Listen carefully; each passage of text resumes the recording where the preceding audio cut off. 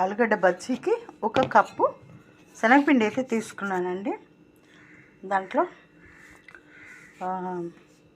వాము వేస్తున్నాను, 1/2 tea spoon వాము, రుచికి సరిపడినంత ఉప్పు, తర్వాత చిటికెడు వంట సోడా, 1/2 టీ స్పూను కారం, అంతే. ఇప్పుడు నీళ్ళు వేసి బాగా కలుపుకుందాం. స్టవ్ వెలిగించుకొని ఆయిల్ అయితే కళాయిలో వేసుకున్నానండి. ఆయిల్ కాగుతుంది.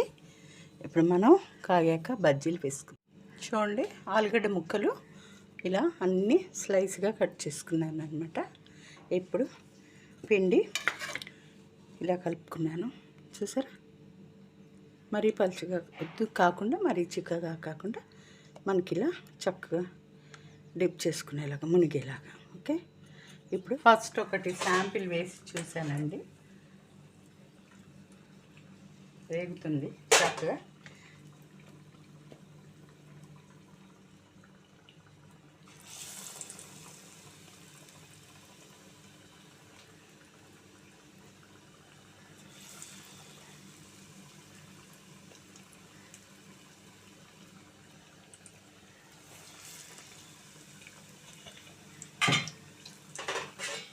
ఫస్ట్ వేసుకుంది తీసేద్దామండి. కాలి చక్కగా ఇది వేగింది.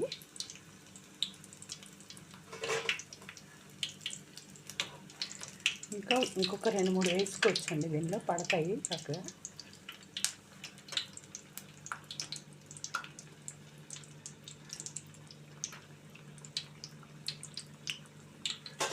ఇంకో 2 వేద్దాం, ప్లేస్ చాలదేమో అని నేను వేయలేదు.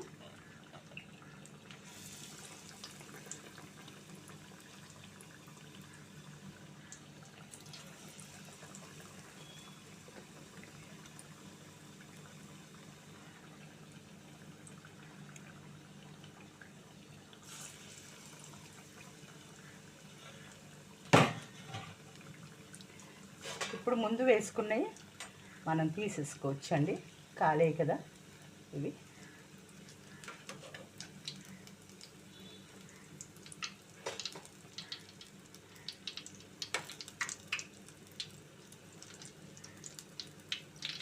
చాలా చక్కగా వస్తున్నాయండి. చిటికెడు అంటే చిటికెడు వంట సోడా వేసాను కదా, చక్కగా పొంగుతున్నాయి అన్నమాట. ఆలుగడ్డ బజ్జీలు ఈవినింగ్ పూట స్నాక్స్గా చక్కగా తినొచ్చండి. మనం బయట నుంచి తెచ్చుకుంటాం ఒక్కోసారి, అలాగే ఇంట్లో చేసుకుంటే మనకు కావాల్సినన్ని చేసుకొని తినొచ్చు అన్నమాట.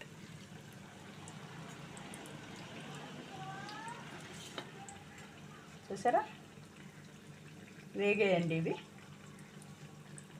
ఫస్ట్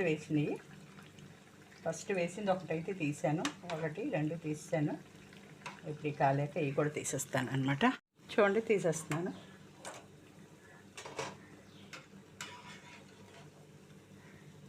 భలే వచ్చాయండి, పొంగాయి చక్కగా. ఎక్కువ వేసుకోకూడదండి, తినే సోడా ఆయిల్ మొత్తం పీల్చేస్తుంది. అందుకని కొంచెం అంటే కొంచెమే, చిటికెడు అంటే చిటికెడే వేసుకోవాలి. ఇవి వేస్ట్ తీసి ఒక పక్కకు పెట్టేద్దాం.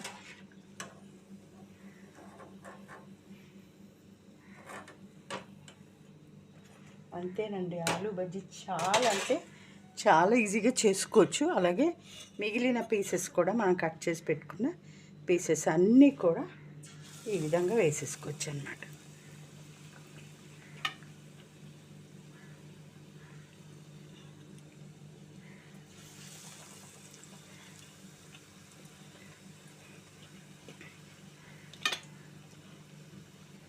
మీరు ఎక్కువ చేసుకోవాలంటే అనుకుంటే కొంచెం ఎక్కువ పిండి కలుపుకోండి.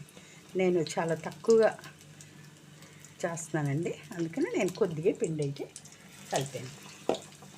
మీరు ఎక్కువ కావాలనుకుంటే 1/2 కిలో కొంచెం ఎక్కువ 300 గ్రామ్స్ అలా కలుపుకోండి. చూసారండి ఎంత చక్కగా వస్తున్నాయి, చాలా బాగా వస్తున్నాయి కదా.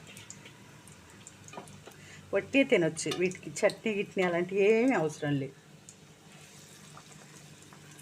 చూసారా, చూడండి ఈ వాయి కూడా చక్కగా కాలిపోయాయండి, కలర్ వచ్చాయి. చూసారా ఎంత చక్కని కలర్ వచ్చాయి.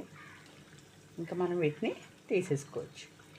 మనం చక్కగా సన్నటి మరీ సిమ్లో కాకుండా, మరీ లో ఫ్లేమ్లో కాకుండా, మరీ హై ఫ్లేమ్లో కాకుండా మీడియం ఫ్లేమ్ పెట్టుకొని మనం కాలుస్తున్నాం కాబట్టి లోపల ఆలుగడ్డ ముక్కలు కూడా చక్కగా ఉడుకుతాయి అన్నమాట. అసలు పచ్చిగా ఏమీ ఉండవు, అంత బాగుంటాయి అన్నమాట. కాలిపోయండి, ఇవి కూడా చక్కగా వేగాయి, తీసేద్దామండి. ఇంకా అంతేనండి, ఇందులో పెద్ద విశేషం ఏం లేదు. చాలా అంటే చాలా ఈజీగా ఇలా బజ్జీలు చేసుకోవచ్చు. ఇంకా మొదలు పెట్టండి మీరు కూడా. పిండి కలిపి, పిల్లలు స్కూల్ నుంచి వచ్చే టైం అయిందేమో, పిండి కలిపి చేసేసుకోండి. చూసారండి ఆలు బజ్జీలు ఎంత బాగా వచ్చాయి. చాలా అంటే చాలా సూపర్గా వచ్చాయి కదా. దీని మీద చాట్ మసాలా చల్లుకొని కూడా తినొచ్చు, ఉల్లిపాయ ముక్కలు అలా వేసుకొని కూడా తినొచ్చు. కాకపోతే ఇలా ప్లెయిన్గా తింటేనే బాగుంటాయి అన్నమాట. పిల్లలు కూడా ఇష్టంగా తింటారు ఇలాగే. మరి మీకు ఈ వీడియో నచ్చిందా అండి? చూడండి, ఇప్పుడే విరిచి ఇలా చూస్తే చక్కగా ఆలు కూడా ఎంత చక్కగా ఉడికింది చూసారు కదా. చాలా అంటే చాలా టేస్టీ కమ్మనైన బజ్జీలు మీరు కూడా చేసుకోండి, ఎంజాయ్ చేయండి. మరి వీడియో మీకు నచ్చినట్లయితే ఒక లైక్ అయితే ఇవ్వండి, సబ్స్క్రైబ్ చేయండి, నా ఛానల్ని సపోర్ట్ చేయండి. Thank you.